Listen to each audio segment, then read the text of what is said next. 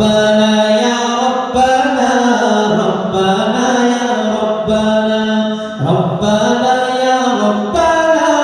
ربنا يا ربنا ربنا يا ربنا ربنا يا ربنا ربنا يا ربنا ربنا يا ربنا ربنا يا ربنا ربنا يا ربنا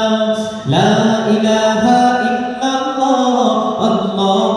الله الله لا إله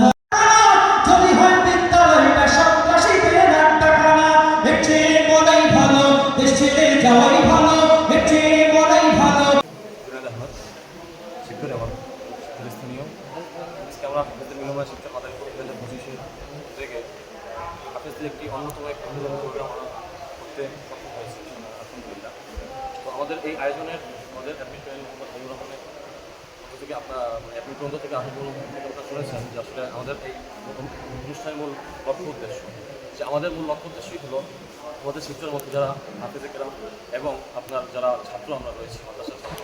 তারা আমরা বিভিন্ন জায়গায় পড়াশোনা করি, বিভিন্ন সময়ে ঢাকার বিভিন্ন অঞ্চলে, এরপর আপনার বাংলাদেশের বিভিন্ন অঞ্চলেই আমরা পড়াশোনা একসাথে করে থাকি। তো এই যে পড়াশোনা যে সারা বছর পড়াশোনা করি, সারা বছর পড়াশোনা করার কারণে আমরা আসলে একসাথে মিলিত হতে পারি না। তো এই প্রোগ্রামটা করার আমাদের মূল লক্ষ্য উদ্দেশ্য সবচেয়ে মানে একটা বড় কারণ হলো যে আমরা এই প্রোগ্রামটা করার কারণে আমরা সমস্ত ছাত্র আমরা একসাথে আমরা যারা কোরআন শিখছি কোরআনের বাণী ছড়িয়ে দেওয়ার লক্ষ্যে আমরা সকলেই যেন এক ছাদের নিচে এক স্থানে যেন জমা হতে পারি এবং কোরআনের বাণী কোরআনের প্রেরণা প্রত্যেকটা মানুষের মধ্যে যেন আমরা পৌঁছাতে পারি। এই জন্যই আমাদের এই সামান্য এই কিঞ্চিত এই আয়োজন। আল্লাহ তাআলা যেন আমাদের এই আয়োজনকে কামিয়াবি দান করেন।